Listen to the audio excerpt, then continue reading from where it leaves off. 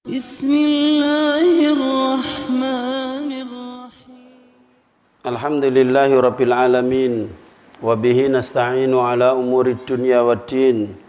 Wassalatu wassalamu ala asrafil anbiya'i wal mursalin nabiyyina Muhammadin wa ala alihi wa sahbihi wa man tabi'ahum bi ihsanin ila yaumiddin. Subhanaka la ilma lana illa ma 'allamtana innaka antal alimul hakim. Qala Allah Ta'ala ya ayyuhalladzina amanu taqullaha haqqa tuqatih wa la tamutunna illa wa antum muslimun. Wa qala Rasulullah sallallahu alaihi wasallam fa inna ahsanal hadithi kitabullah wa khairal hadi hadyu Muhammadin sallallahu alaihi wasallam wa syarrul umuri muhdatsatuha fa inna kulla muhdatsatin bid'ah wa kulla bid'atin dhalalah wa kulla dhalalatin finnar. Para bapak, ibu serta saudara sekalian, jamaah majelis ta'lim, jamaah pengajian Masjid Bustanul Huda yang mudah-mudahan dirahmati oleh Allah. Alhamdulillah, mari kita bersyukur kepada Allah. Malam hari ini kita dipertemukan lagi di majelis ilmu untuk membahas tentang masalah akidah. Mudah-mudahan pertemuan kita ini diberkahi, diridhoi oleh Allah dan mendapatkan ilmu yang bermanfaat. Amin ya rabbal alamin. Selanjutnya mari kita teruskan kajian kita. Terakhir kita membahas tentang rukun iman yang keenam, yaitu yang terakhir, beriman kepada takdir baik maupun takdir buruk, qadha dan qadar, ketentuan Allah Ta'ala. Para jamaah, beriman kepada takdir ini menghasilkan manfaat atau faedah bagi kita orang beriman. Ada 3 manfaatnya. Yang pertama adalah hanya bersandar kepada Allah.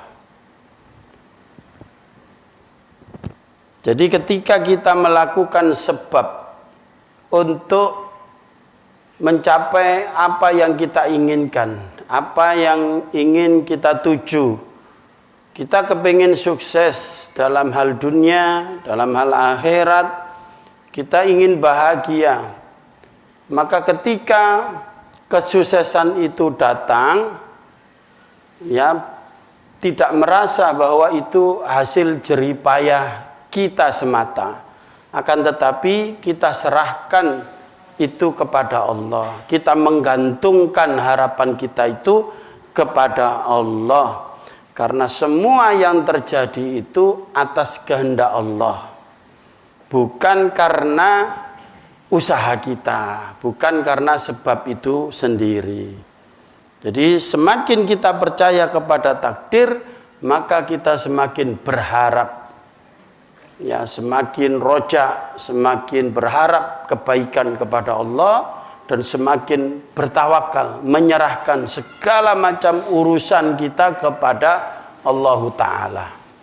Yang kedua, yaitu seseorang tidak akan, ya, orang yang beriman, yang percaya kepada takdir, tidak merasa berbangga diri ketika mendapatkan sesuatu yang diinginkannya. Ketika sukses, dirinya tidak rusak, tidak ujub, tidak merasa paling pandai, paling pinter, tidak merasa paling berjasa. Semua ini karena takdir Allah Ta'ala. Jadi ketika keinginan kita itu tercapai, maka ini semata-mata karunia Allah, bukan kepandaian saya, bukan kuatnya tenaga saya, bukan kerja keras saya, bukan amal saya, tetapi ini adalah apa yang dikehendaki oleh Allah. Sehingga tidak ada kamusnya orang yang percaya kepada takdir itu jadi orang sombong, membanggakan diri. Kalau bukan karena saya, tidak mungkin perusahaan ini akan sebesar ini.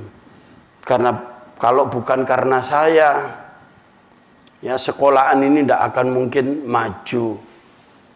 kalau bukan karena saya, maka ya pengajian ini tidak akan sukses. Nah, bukan seperti itu. Tetapi semua dikembalikan kepada Allah. Apa saja nikmat itu datang dari Allah. Dan Allah menakdirkan kita atau menunjukkan kepada kita untuk menempuh sebab-sebab sukses itu. Jadi itu ide dari Allah. Kita pengen sukses itu, oh caranya begini loh, ditunjukkan oleh Allah. Banyak Pak, Bu, orang kepingin kaya, gak carane, gak dalane, gak bisa. Dan tidak ditakdirkan memang. Kalau Allah takdirkan, itu dimudahkan oleh Allah Ta'ala. Jalannya untuk menjadi kaya itu. Ya sini ngono gak usah nyambut gawe, sadar timbangane lah apa kerja soro-soro kok ditakdire melarat. Lho apa sampean wis seru takdire BE sampean ditakdirno sugih. Ya kan? Engko nek takdire sugih masih malah nyambut gawe lak sugih dhewe jare sapa? Mana ada kamusnya. Wong sing kerja ae belum tentu sugih apa maneh Kak? Nyambut gawe kan begitu, Pak. Jadi kita ketika kita itu sukses meraih apa yang kita raih, ya, keturutan apa yang kita inginkan itu, ya, kalau kita percaya takdir, maka semua itu adalah nikmat dari Allah, tidak membanggakan diri. Yang terakhir, yang ketiga, orang yang percaya takdir, ketika apa yang diinginkan itu tidak tercapai, orang menyebutnya gagal. Gagal itu kesuksesan yang tertunda, ya. Maka dia bisa menerima, lapang menjalaninya, tenang hidupnya, dan tidak merasa sedih berkepanjangan. Ya, ketika kehilangan sesuatu, apa yang dicintainya atau ditimpa musibah, menjadi qanaah, ya. Oh iya, ini memang sudah ditakdirkan oleh Allah. Saya sudah berusaha sehat, saya sudah makan teratur, terukur, olahraga juga, ya, menghindari wabah dan seterusnya, tapi kok masih kena sakit, ya. Ini takdir dari Allah. Neriman, qanaah, lapang dada. Tapi orang yang tidak percaya sama takdir mempersulit diri, ngersulo. Saya itu sudah sholat, rajin sholat, rajin baca Quran, rajin ikut pengajian, rajin puasa sunnah. Lah kok sama Allah masih dikasih sakit iki? Gak keliru tak Gusti Allah. Wah, nyalakan Allah. Ya, nyalakan Allah. Maka para jamaah yang dirahmati oleh Allah, orang yang percaya takdir, ketika dia mendapat sesuatu yang tidak diinginkan, ya, sesuatu yang nggak enak, musibah, sakit, kecelakaan, dan lain sebagainya, maka dikembalikan kepada Allah. Bahwa ini sudah ditakdirkan oleh Allah. Saya sudah berusaha, tapi Allah lah yang menentukannya. Maka tenang. Terus diambil hikmahnya. Ya, barangkali ini yang terbaik ini, dan ini pasti yang terbaik dalam pandangan Allah. Allah berfirman tentang 3 hal tadi itu dalam surat Hadid. Jadi dalilnya surat Al-Hadid ayat 22 dan 23. Ma asaba min musibatin fil ardi wala fi anfusikum, tidaklah ada musibah apa yang menimpa kita, baik itu kebaikan maupun keburukan, itu namanya musibah. Ya, itu namanya musibah. Apa yang mengenai kita? Dapat duit, musibah. Dapat jabatan, musibah. Apalagi diterima jadi PNS, oh musibah itu Pak. Iya, disumpah pakai Quran segala, sumpah jabatan, musibah tuh. Musibah. Ya. Sakit, musibah, apalagi kecelakaan, kelongsoran, erupsi Semeru, musibah. Enak ndak enak, yang menimpa kita itu musibah. Kata Allah, apapun musibah, sesuatu kejadian yang menimpa di muka bumi dan menimpa masing-masing dirimu wahai manusia, kata Allah, illa fi kitabim min qabli an nabra'aha, kecuali semua itu sudah direkam, sudah ditulis. Dalam hadis yang lain, ini kan ayatnya, dalam hadis disebutkan rufi'atil qalam wajafatis suhuf, pena untuk nulis takdir itu sudah diangkat, sudah gak ditulis lagi, dan lembarannya ini sudah kering. Ibarat orang nyetak itu sudah kering, wis mari disablon wis kering, tidak bisa diusap, tidak bisa dirubah-rubah, sudah kering ini, tintanya buat nulis itu sudah kering. Ya, sebelum diciptakannya dunia dan segala macam isinya sudah ditulis dalam kitab di Lauhil Mahfuz. Inna dzalika 'alallahi yasir. Menulis takdir itu, menentukan takdir itu, baik secara makro maupun mikro, yang besar, peristiwa-peristiwa besar maupun sedetil-detilnya, sekecil-kecilnya. Dalam diri kita ini ada berapa sel, ada berapa ruas-ruas, semua. Termasuk kebutuhan kita, mulai dari diberi ruh dalam kandungan sampai lahir, sampai meninggal dunia, butuh berapa dana kita, itu semua sudah ditulis detail oleh Allah. Sak beras-berasnya butuh berapa ton orang ini, masing-masing orang sudah ada jatahnya. Makanya kata Imam Syafi'i rahimahullahu ta'ala, saya tidak khawatir dengan rezeki yang ada pada diriku, bahwa rezekiku tidak akan berkurang sampai aku meninggal dunia. Jadi kalau sudah meninggal baru rezekinya sampai di situ. Yang ditabung-tabung, yang diinvestasikan, yang dibelikan tanah, rumah, kendaraan, deposito, apalagi ya, yang diserupakan berupa emas batangan, tinggal mati bukan rezekinya. Maka kita diingatkan oleh Allah, alhaakumut takatsur. Wahai manusia, kamu itu memang serakah, suka numpuk-numpuk harta. Sebodoh-bodohnya manusia itu pergi pagi pulang sore, cari-cari harta, ditumpuk-tumpuk-tumpuk, habis gitu ditinggal mati loh, cek bodoh. Bukan rezekimu, yang rezekimu itu yang kau makan, kata Allah. Hatta zurtumul maqabir, sampai kamu mati, sampai kamu ke liang kubur, capek kerja, ditumpuk tok. Itu ada orang uang tabungannya banyak, berapa? Sekian M. Udah pegang semua itu, enggak, di bank Ustaz. Terus buktinya apa sampean punya uang sekian M di bank? Ya ini print out-nya ini. Lihatin. Lho nek ngono aku iso gawe. Print out ana tulisannya sekian miliar iso ngeprint dhewe nek ngono tok. Apa bedanya? Terus orangnya mati. Ya. Rezekinya siapa itu? Ditarik sama Allah. Orang yang meninggal dunia, Bapak Ibu, itu rezekinya ditarik sama Allah. Itu menjadi milik Allah lagi. Jadi titipan Allah dicabut sama Allah.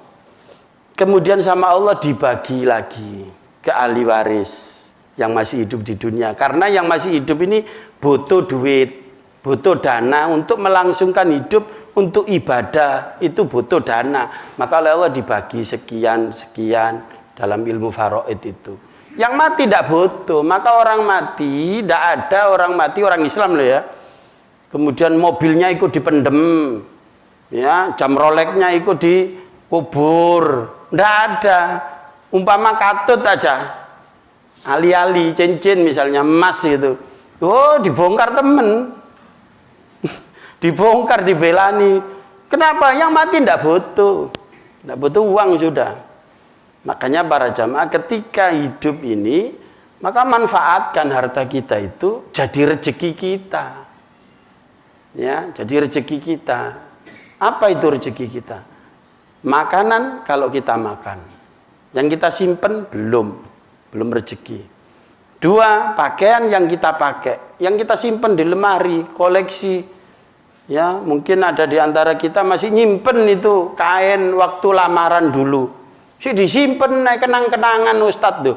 Mbok dijahitno, digawe kelambi kek. Digawe celono, lah kan ada manfaatnya, disimpen tok gawe apa? Bukan rezekinya itu. Ini kita mati itu miliknya orang lain. Itu pakaian, sampai dipakai sampai jadi gombal, itu jadi rezekinya. Terus kalau berupa harta, emas, uang yang disodakohkan di jalan Allah. Sumbangkan ke pesantren, ke masjid, anak yatim, fakir miskin. Nah itulah yang nanti akan menemani kita sejak kita pindah ke alam kubur sampai nanti ya mengantarkan kita ke jannah. Maka jamaah yang dimuliakan oleh Allah sudah ditentukan oleh Allah. Itu bagi Allah yasir, mudah, sepele, tidak ada yang sulit. Ya, sedetail-detailnya. Likailah ta'sau ala ma fatakum. Supaya kamu tidak bersedih hati. Ya, tidak sampai depresi, tidak sampai stres. Baik fisikmu tertekan maupun psikismu tertekan, tidak sampai seperti itu orang beriman. Kalau percaya takdir, sudah ditulis sama Allah. Kalau kamu mendapat musibah, sesuatu yang enggak enak, tidak sampai kamu itu jadi putus asa. Atau sebaliknya, wala tafrahu bima atakum. Kamu tidak keterlaluan bergembira, euforia, ya, sampai lupa daratan, sampai membanggakan diri seperti Korun. Saya kaya seperti ini karena kerja keras saya, karena pinternya saya berbisnis. Itu kata Korun.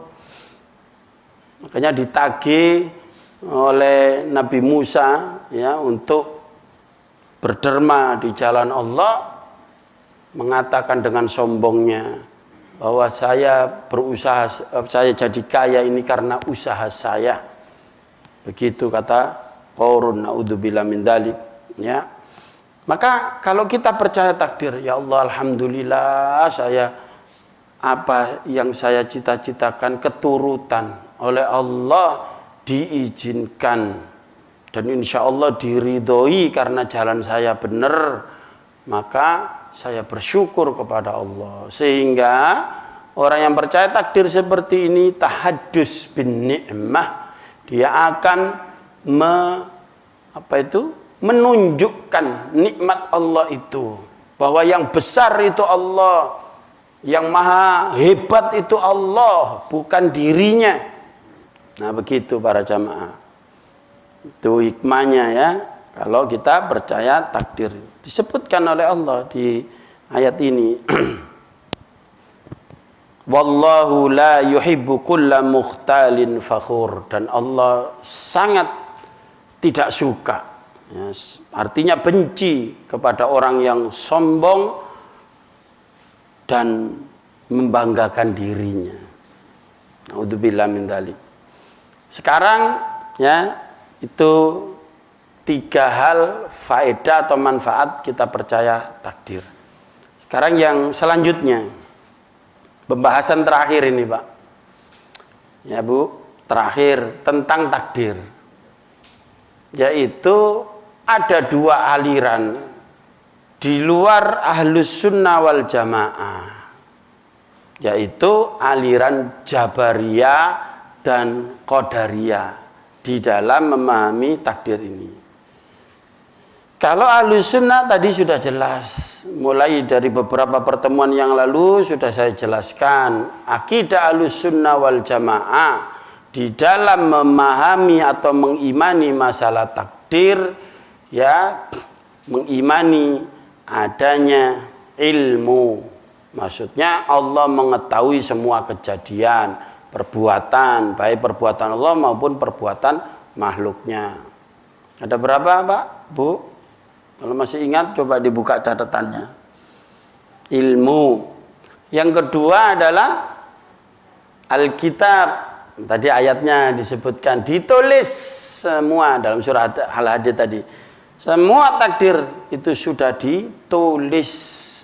Jadi Allah mengetahui, dan pengetahuan Allah itu ditulis, dituangkan dalam sebuah kitab. Jadi kuat, sangat kuat. Allah zat yang tidak pernah lupa. Ya. Terus pakai ditulis lagi. Nah, kalau kita kan lalian, nih gak ditulis lali, apa mana bon-bonan utangan. Utang gak ditulis, wah lali. Maka utang itu baik yang ngutangi maupun yang hutang, ya, debitur maupun kreditur itu harus nulis karena suka lupa urusan uang itu. Nah, maka tulisan itu menguatkan kitab. Kemudian yang ketiga apa? Iradah, kehendak. Allah punya kehendak. Manusia, makhluknya punya kehendak. Tapi yang terjadi apa, Bapak Ibu? Kehendak Allah. Ya, kehendak Allah.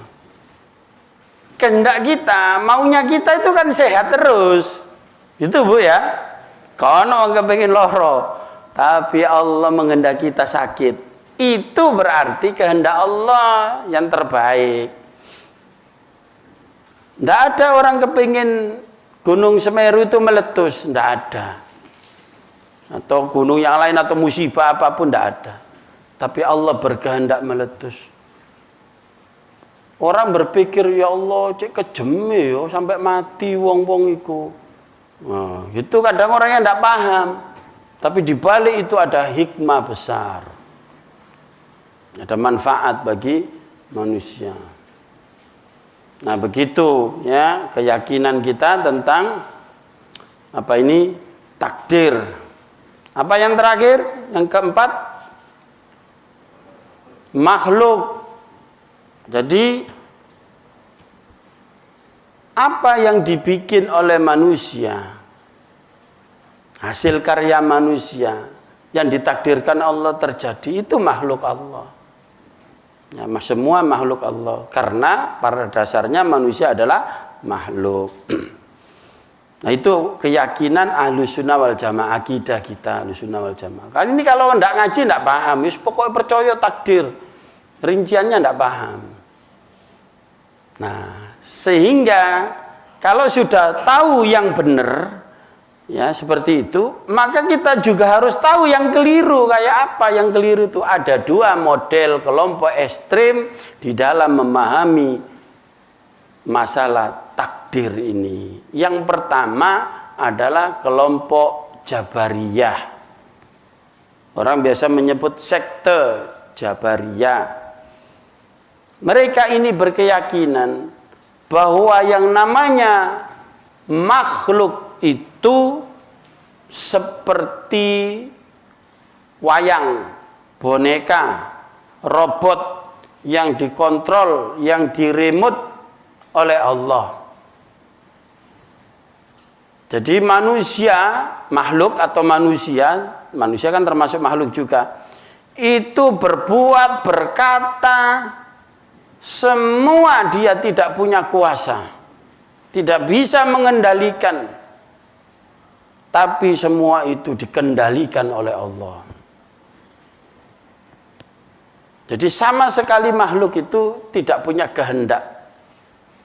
Itu pemahaman Jabariyah. Sehingga manusia ini dalam hidupnya terpaksa ya melakukan perbuatan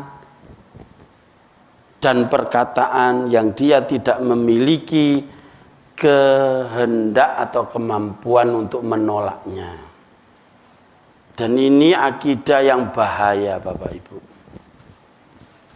Masalah takdir bahaya. Bahayanya kenapa?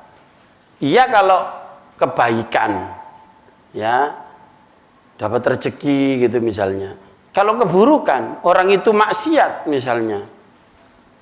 Saya mencuri ini ya takdirnya Allah. Saya tidak kuasa. Saya ngambil barangnya orang itu digerakkan tangan saya oleh Allah, ndak iso gitu. Kudu ngambil aja, Bu, ndak ngerti apa kuasa ya. Apa kira-kira begitu, Bu? Misalnya ada orang nyolong di rumah sampean, nyolong emas sampean digowong, terus ketangkep polisi, kemudian alasannya takdir gitu. Saya itu nyolong itu terpaksa. Tidak bisa saya itu, memang dikehendaki oleh Allah begitu, tidak bisa nolak saya. Nah, bahaya akidah seperti itu. Maka jamaah yang dimuliakan oleh Allah itu kelompok pertama. Kelompok ekstrim kedua Qadariyah, golongan yang mengatakan bahwa hamba itu mutlak memiliki kehendak dan kemampuannya sendiri. Jadi kalau ada orang kaya itu ya karena memang dia tidak ada campur tangan Allah. Kalau dia melarat ya karena memang dia males. Ya karena dia sendiri mele jadi melarat. Kalau dia pinter ya karena dia memang usahanya. Kalau dia bodoh ya karena dia sendiri tidak berusaha dan seterusnya. Jadi Qadariyah ini mengatakan bahwa seorang hamba itu memiliki kehendak, kemampuan mutlak dalam melakukan perbuatan, bukan atas kehendak dan kekuasaan Allah. Sama sekali Allah tidak turut campur dalam perkataan maupun perbuatannya, murni hasil usaha manusia. Ini bahaya, bahaya juga. Sehingga apa? Jadilah korun-korun baru, Fir'aun baru. Kalau punya kekuasaan menindas, memeras. Kenapa? Karena saya jadi begini nih atas kehendak saya sendiri. Saya kaya ini karena kepandaian saya. Nah, Allah tidak terlibat. Itu menurut Qadariyah. Maka mari kita bahas ya, bantahannya.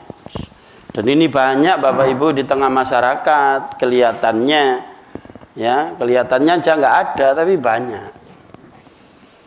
Dan mereka tidak menamakan dirinya Jabariyah atau Qadariyah, enggak mungkin lah. Tapi punya pemahaman seperti itu. Pertama, bantahannya. Kita akan membantah tentang kelompok Jabariyah itu, ya yang mereka menyatakan bahwa makhluk itu tidak punya kehendak, tidak punya kekuasaan apapun, murni perkataan perbuatannya itu kehendak Allah. Bantahan pertama yaitu secara syar'i, secara syariat berdasarkan dalil-dalil. Yaitu di dalam surah Ali Imran ayat 152. Jadi kita kembalikan kepada dalil dulu, bantahnya. Minkum mayyuridud dunya wa minkum mayyuridul akhirah. Dalam Ali Imran ayat 152, di antara kalian itu wahai manusia, ada yang punya cita-cita, punya kehendak sebatas urusan dunia saja. Pengen sukses, ya sukses dunia saja. Bahagia itu ya di dunia. Foya-foya, nikmat ya di dunia. Tapi ada juga yang lain yang menginginkan kehidupan atau kebahagiaan, kesuksesan di akhirat. Kira-kira kalau sampean kepingin punya rumah, apa yang sampean kerjakan Bapak Ibu?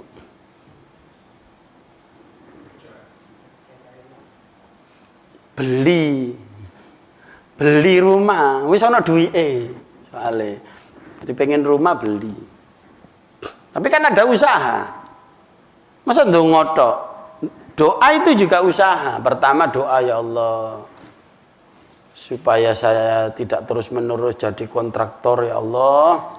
Tahun 2022 ini kabulkanlah saya punya rumah, gitu misalnya.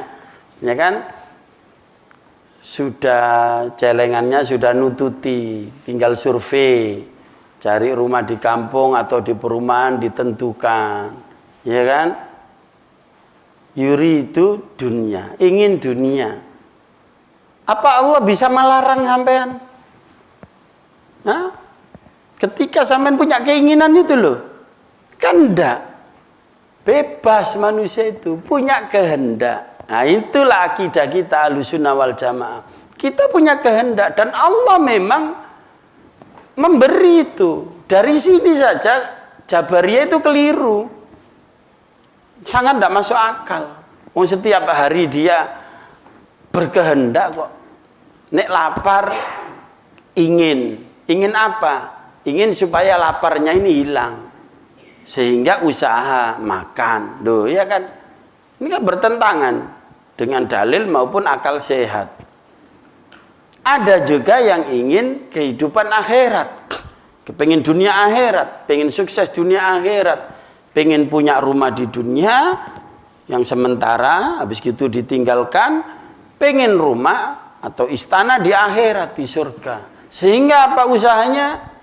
Ya nurut sama Allah, ibadah yang mempeng, yang rajin, tauhidnya dijaga, jangan sampai syirik, ibadahnya yang benar sesuai tuntunan Rasulullah SAW, baik kualitas maupun kuantitasnya ditingkatkan. Nah begitu kan? Nah itu.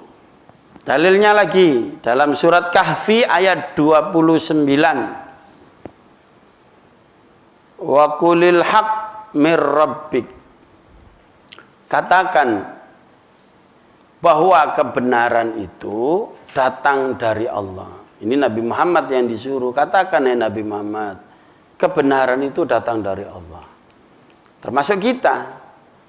Kebenaran itu datang dari Allah. Apa yang dimaksud kebenaran ini, Bapak Ibu? Islam ini loh. Jangan mengikuti tafsirnya liberal. Iya, tafsirnya liberal itu kebenaran itu datang dari Allah, dari Tuhan. Maka kamu tidak boleh ngeklaim paling benar sendiri. Klaim paling benar sendiri. Mengklaim agamanya paling benar. Selainnya salah. Nah itu kan tafsirnya liberal. Kita itu wajib mengeklaim Islam yang benar. Selain Islam batil. Al-haqqu mir rabbik. Islam itu benar datang dari Allah. Kebenaran yaitu Islam itu datang dari Allah. Al-Quran dan As-Sunnah. Ini harus dijelaskan kebenaran itu apa yang dimaksud. Ya Islam. Syariat Islam mulai dari akidah, syariat, muamalah, apa semua ajaran Islam itu benar dan itu asalnya dari Allah, mir rabbikum, dari Rabbmu, bukan karangan Nabi Muhammad, tidak. Bukan. Nabi Muhammad itu adalah manusia yang disuruh pertama kali menjalankan untuk dicontoh oleh yang lain, gitu. Terus kemudian ngajak orang, ayo tiru saya, ini kamu masuk Islam, caranya begini loh, sholat yang benar begini, ya umroh yang benar, haji yang benar begini, gitu. Itu tugasnya Nabi Muhammad, ngajak, ya kan? Maka kata Allah, faman syaa falyu'min. Setelah diajak oleh Rasulullah, diajak para dai, para ustadz, dinasehati dan lain sebagainya, silakan dikembalikan lagi kepada manusianya oleh Allah, dibebaskan. Artinya apa para jemaah? Kita itu merdeka, kita itu berhak menentukan apa pilihan kita. Inilah yang disebut takdir ikhtiari, takdir yang kita bisa memilih. Kalau jadi Saya lahir jadi dari suku Jawa, tidak bisa milih. Kalau saya boleh milih, saya milih lahir zaman Rasulullah supaya ketemu Rasulullah, karena tidak bisa milih. Ya kan, semua orang kan gitu, Pak. Kita ditakdirkan lahir di akhir zaman, ada yang Jawa, ada yang Cina, ada yang Arab. Ya terserah Allah, itu namanya takdir yang kita tidak bisa milih.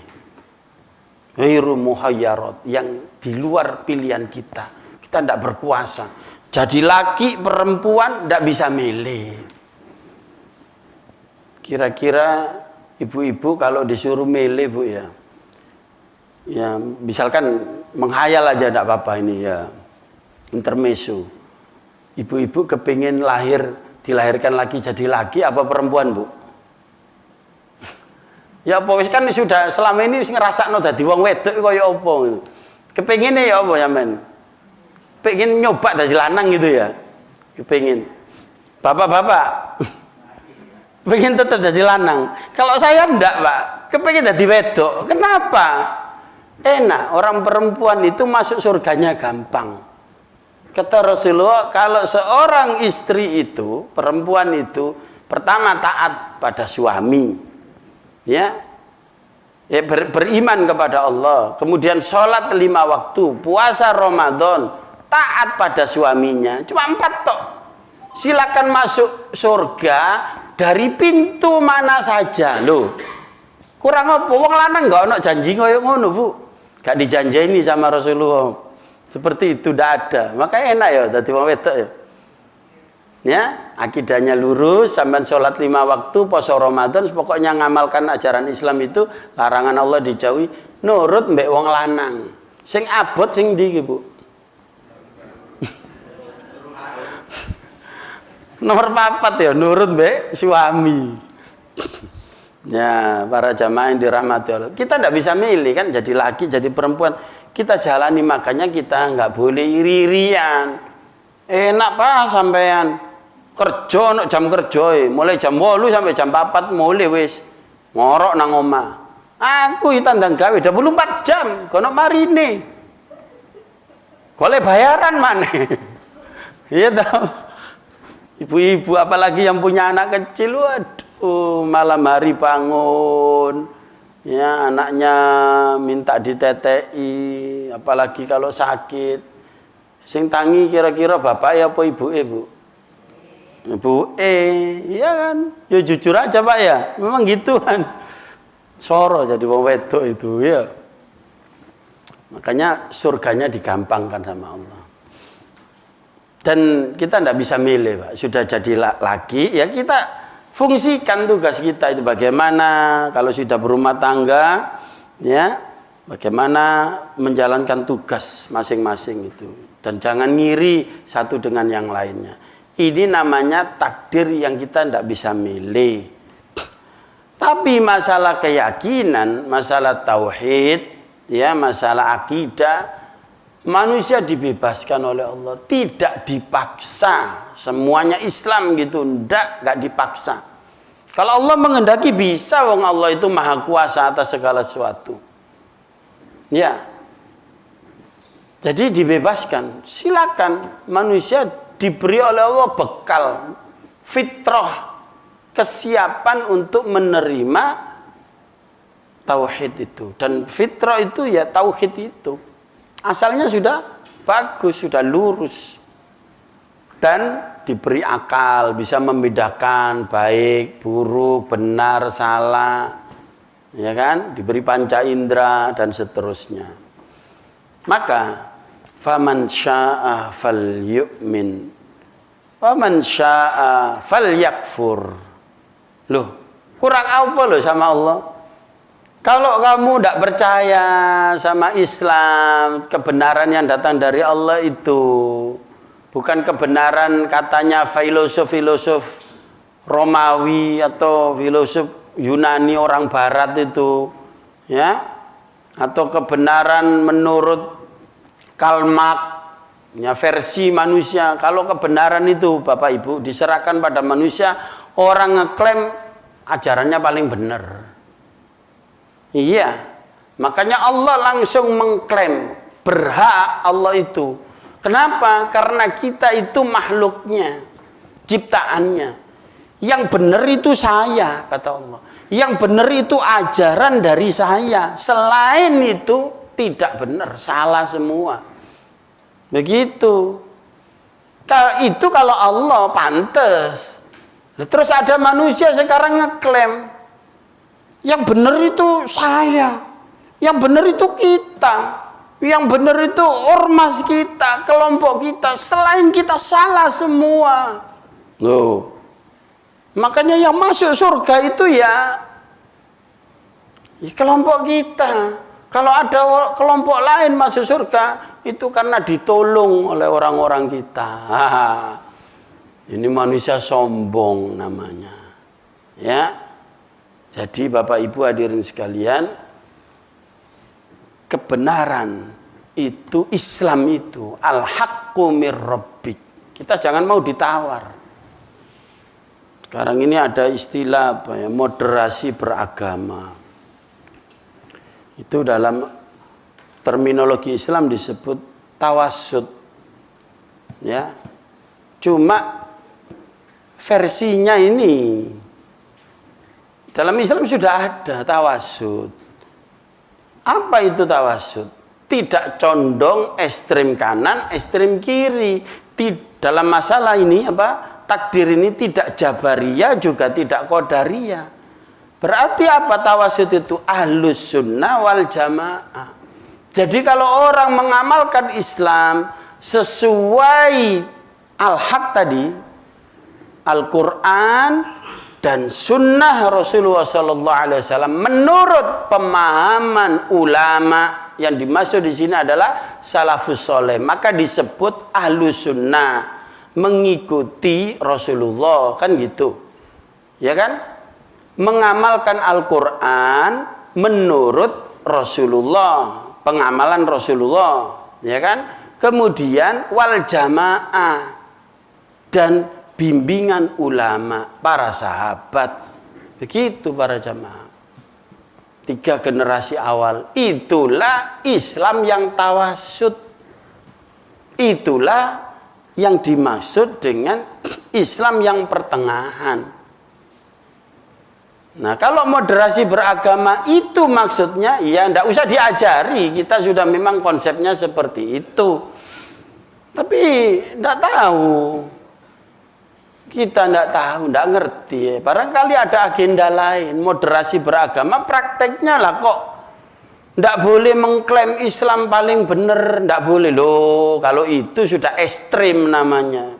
Ekstrem kiri. Kamu itu jangan klaim Islam yang paling benar. Nyala-nyalain orang di luar Islam. Itu intoleran. Sejak kapan toleransi itu mengatakan semua agama baik dan benar? Sejak kapan? Yang mengatakan Islam saja yang benar maka disebut tidak toleransi. Bahasanya intoleran, kan begitu. Itu tuduhannya. Sejak dulu, ulama sekarang yang lurus juga mengatakan bahwa Islam yang benar, al-haq mir rabbik, Islam ini datang dari Allah. Ya, otentik Islam itu, bukan karangan manusia. Maka manusia tidak boleh ikut turut campur, kemudian merubah-rubah ayat Quran, tidak boleh. Ya kan? Dijaga sama Allah. Nah, begitulah jamaah yang dimuliakan oleh Allah. Faman syaa falyu'min. Walaupun sudah begitu diterangkan Islam yang benar, makanya tugasnya ulama warasatul anbiya, ya, termasuk di bawahnya ustadz, kiai, penceramah, dai, itu tugasnya satu saja, menerangkan Islam dengan benar, jelas, clear, hak-hak, batil, haram, halal, itu saja. Selanjutnya terserah mad'u, terserah jamaah, terserah yang dengerin. Tidak ada kok memaksa itu. Jangan berdakwah dengan kekerasan. Mulai kapan dakwah dengan kekerasan? Memang ada orang dakwah dengan kekerasan. Tidak pernah ada. Yo melayu kabeh. Kau nek gak ngrungokno pengajianku, ngono awas kon yo. Mosok ngono. Sudah diterangkan berbusa-busa ini saja. Sampai ngamalkan tidak ngamalkan itu bukan urusan saya, bukan urusan ustadz. Wong Allah saja membebaskan kok. Faman syaa'a falyu'min, faman syaa'a falyakfur. Jadi manusia itu punya kehendak. Mau jadi orang benar, mau jadi orang salah, silakan. Apa diceng sama Allah? Kau nek kafir rezekimu tak longi loh ya, ndak ada. Coba lihat. Semakin kafir hari ini orang semakin tambah kaya, betul nggak Pak? Wah, diistidroj sama Allah, dilulu. Cina semakin maju, Amerika tapi rumahnya ini mau bangkrut ini udah. Di Afghanistan itu jadi nerakanya dia, sama di Irak bangkrut Amerika habis gini. Nanti ini Cina, ya kan? Bahkan itu lebih nemen lagi tuh kekafirannya, ya. Komunis kan? Ateis, tidak percaya dengan Allah, tidak ada Tuhan, tidak beragama bahkan. Dan itu lebih kejam biasanya. Ya. Jamaah yang dimuliakan oleh Allah, kembali lagi. Jadi membantah Jabariyah. Ya, pertama itu tadi surat Ali Imran 152, yang kedua surat Kahfi ayat berapa? 29. Faman syaa'a falyakfur. Inna a'tadna lidzalimina naron ahata bihim suradiquha. Sesungguhnya kami sudah sediakan bagi, ini warning dari Allah, bagi orang-orang yang dolim, bagi yang kafir tadi yang tidak mau beriman.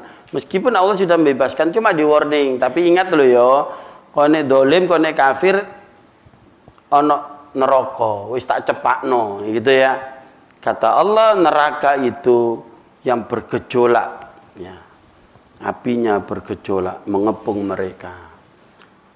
Kemudian surat Fussilat ayat 46. Ini membantah Jabariyah. Kata Jabariyah kan manusia tidak punya kehendak dan tidak mampu mewujudkan kehendak. Semua itu mutlak kehendak Allah dan Allah yang mewujudkan melalui manusia. Jadi manusia ini cuma robot saja. Nah ini dibantah oleh Allah sendiri. Surat Kahfi 29. Kemudian surat Fussilat ayat 46. Man amila sholihan fali nafsih wa man asaa fa'alaiha.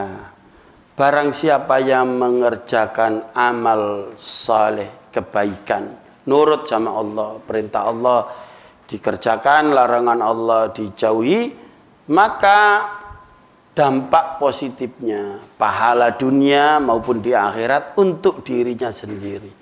Resiko ditanggung dirinya, gitu loh. Bayarannya dia yang dapat, tidak mungkin ketukar ke orang lain. Kalau kau kerja ya dapat bayaran. Sebaliknya, wa man asaa fa'alaiha. Kalau maksiat melulu, diperintah nggak dikerjakan, ngakunya Islam nggak tahu sholat, nggak puasa Ramadan, dilarang minum khamr, mabuk-mabukan tiap hari, malah jadi bandar narkoba, judi, riba, maka tanggungan sendiri. Sengsaranya dunia, sengsaranya di akhirat. Wa ma rabbuka bidzallamin lil abid, dan Allah sama sekali tidak pernah mendolimi hamba-hambanya. Jadi kalau kamu itu bahagia hidupmu di dunia, lalu nanti masuk surga, itu karena memang amalmu seperti itu. Gitu loh. Dari usaha manusia juga terlibat. Kalau kamu sengsara, ya kamu ditangkap polisi, dikejar-kejar KPK, hidupmu tidak tenang, kemudian tidak tobat mati, nanti masuk neraka, itu karena kelakuanmu juga. Allah tidak pernah mendolimi hamba-hambanya. Berarti apa manusia itu Bapak Ibu? merdeka, berhak menentukan keinginannya dan mewujudkan keinginannya. Bebas manusia itu. Nah, ini bantahan bagi Jabariyah. Namun kebebasan manusia itu terbatas, ya, dan harus bertanggung jawab. Bantahan kepada Jabariyah dari segi fakta, kenyataan bahwa setiap orang mampu membedakan antara perbuatan yang dia sengaja. Ada makanan nih banyak. Ada gulai, ada sate, ada kebuli, ada capcay, ada bakso.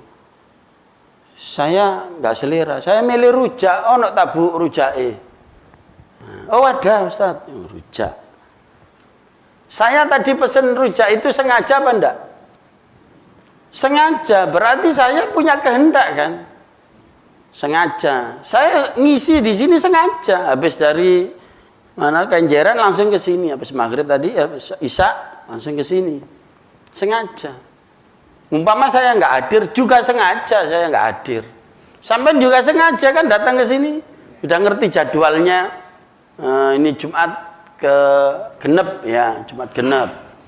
Iya kan? Habis isya. Kenapa kok sampai nggak hadir habis maghrib tadi? Hah? Karena belum waktunya, maka sampean sengaja nanti habis isya ada pengajian, sengaja sudah siap-siap dari rumah. Itu namanya niat, punya keinginan dan mewujudkan keinginan. Sadar manusia berbuat seperti itu. Tetapi Bapak Ibu, ada manusia yang tidak bisa mengendalikannya. Kepleset, tahu-tahu kecekluk, ya. Wis ro cantengan kemudian kesandung. Aduh, loro cantengan kesandung. Tahu cantengan Bu ya? Kesandung. Ya wis hati-hati lho iki, gak sengaja lho. Kepleset, kesandung itu namanya perbuatan di luar kontrol kita. Takdir enggak itu? Takdir, tapi kita tidak berkuasa dan tidak ingin, rata-rata kita tidak ingin. Kecelakaan, sudah hati-hati, jalan di pinggir, jalan kaki, tahu-tahu diambung prauto. Tahu prauto, mungkin sing arek-arek iki gak ero prauto. Cara wong biyen iki. Truk. Ya. Ada aja perbuatan yang memang kita tidak bisa mengendalikan. Nah, itu kan sadar kita, ada yang kita sadar bahwa kita bisa menyengaja, ada yang tidak disengaja. Jamaah yang dimuliakan oleh Allah, ini bantahan kepada Jabariyah. Ya. Terakhir, supaya tuntas masalah takdir ini, kita akan membantah tentang Qadariyah, keyakinan Qadariyah. Bahwa segala sesuatu itu mutlak kehendak Allah, manusia tidak ikut campur. Begitu kata Qadariyah. Mari kita lihat bantahannya secara syar'i bagaimana. Dalam Al-Baqarah ayat 253. Walau sya'allah maqtatalal ladina min ba'dihim min ba'di ma ja'at humul bayyinat. Dan kalau Allah menghendaki, niscaya tidaklah berbunuh-bunuhan orang yang datang sesudah Rasul-Rasul itu, sesudah datang kepada mereka beberapa keterangan, penjelasan dari ayat-ayat Allah ini. Justru semakin pinter dia ngerti tentang ayat Quran, malah tambah perang podo Islami gitu loh. Andaikan Allah menghendaki peristiwa itu tidak terjadi gitu. Berarti apa? Allah menghendaki memang seperti itu warnanya dunia. Walakin ikhtalafu faminhum man aman wa minhum man kafar. Akan tetapi mereka ini berselisih. Maka ada di antara mereka ini yang beriman dan ada di antara mereka yang memilih menjadi kufur. Walau sya'a, andaikan Allah itu menghendaki, maktatalu, mereka tidak akan saling berperang atau berbunuhan. Walakinnallaha yaf'alu ma yurid, tetapi Allah, ya, Allah berbuat apa yang dikehendakinya. Jadi kita satu dengan yang lain ini ujian bagi Allah, bagi kita, ya, umat Islam. Ada umat Islam diperangi oleh orang kafir, ya kan? Memang dikehendaki oleh Allah. Sekarang yang berkuasa orang kafir, memang dikehendaki oleh Allah supaya kita ini berjuang untuk membela Islam, kan begitu. Kalau tidak ada musuhnya terus nggak menarik. Dunia itu katanya apa? Laibun walahun, main-main kan gitu. Dan senda gurau. Permainan itu ada lakonnya, ada apa itu musuh dan ada lakon itu apa ya Pak? Ya jagoannya gitu, pemenangnya. Kira-kira lakon itu menang dhisik apa menang keri? Ya menang keri. Makanya diciptakan musuh oleh Allah, memang diizinkan oleh Allah seperti itu, dikehendaki seperti itu. Kalau kita ya nurut kita ya kepingin masuk surga tanpa berjuang ya. Iku lak karepe awak dhewe wae ya. Wis gak gelem soro wis pokoke wis. Apalagi dijamin masuk surga, boleh wis tambah. Tapi Rasulullah dan sahabat itu dijamin masuk surga, justru semakin meningkat ibadahnya, semakin gigih perjuangannya. Ya kan? Dan semakin berat ujiannya. Kemudian dalam surat Sajdah ayat 13.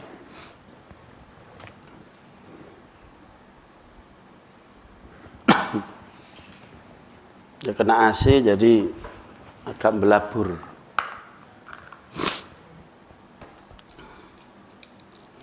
Walau syi'na la'ataina kulla nafsin hudaha. Dan kalau kami menghendaki, niscaya kami akan berikan kepada tiap-tiap jiwa petunjuk baginya.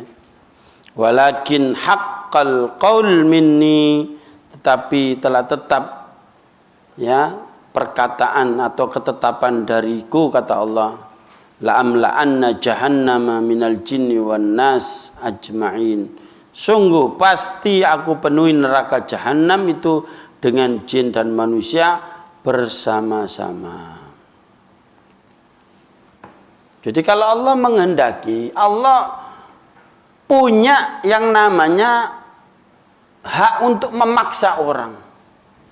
Semua dikasih petunjuk semua supaya masuk surga. Bisa, Allah itu bisa seperti itu. Tetapi Allah tidak mau. Ya, tidak mau. Maka orang dapat petunjuk itu dua, ya. Kan ada petunjuk yang namanya bayan. Diterangkan, dijelaskan oleh ulama, ustadz, kiai menjelaskan, rasul menjelaskan semua.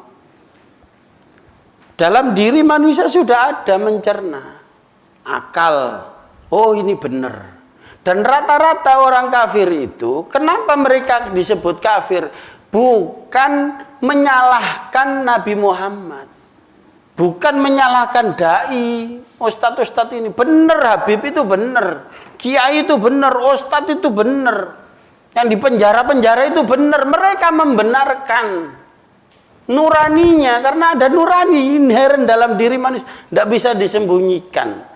Tapi Allah vonis mereka itu kafir. Kenapa? Menutupi. Tahu benar, tapi tidak membela Rasulullah. Membela siapa? Yang bayar, bukan membela yang benar. Begitu para jamaah. Ya kan? Jadi mereka tahu kebenaran itu. Jadi kalau mereka menutupi, sing salah sapa, Pak? Hah? Yang salah manusia. Sampai nanti tidak tobat masuk neraka, ya salahnya sendiri. Maka kata Allah, la'amla'anna jahannam minal jin wan nasi ajmain. Neraka itu kami penuhi oleh manusia dan jin, diisi, dipenuhi, kuotanya masih banyak. Jadi itu ancaman dari Allah Ta'ala. Ya, inilah jamaah yang dimuliakan oleh Allah. Allah itu berkuasa atas segala sesuatu, berkehendak atas segala sesuatu. Kita punya kehendak, Allah punya kehendak. Kalau kita punya kehendak baik dan berusaha mewujudkan kehendak itu, ya, diantaranya kita ya, berusaha punya kehendak bahagia dunia akhirat. Jujur kita berusaha supaya bahagia dunia akhirat. Bahagia akhirat masuk surga. Kemudian kita usaha ibadah, kemudian meninggalkan larangan Allah dan seterusnya. Terus apa iya Allah memasukkan kita ke neraka? Kan enggak. Nah, begitu loh. Jadi harus sinkron. Ada juga yang Allah itu maha berkehendak sehingga saya apa takdirnya Allah lah. Insya Allah saya min ahlil jannah, tapi gak tahu sholat. Nah itu namanya bujuk, ya, tertipu. Maka jamaah yang dimuliakan oleh Allah, selalulah husnudzon kepada Allah, bercita-citalah yang baik, maka insya Allah kebaikan akan datang kepada kita. Wallahu a'lam bishawab. Sebelum ditutup, barangkali ada pertanyaan, monggo dipersilakan.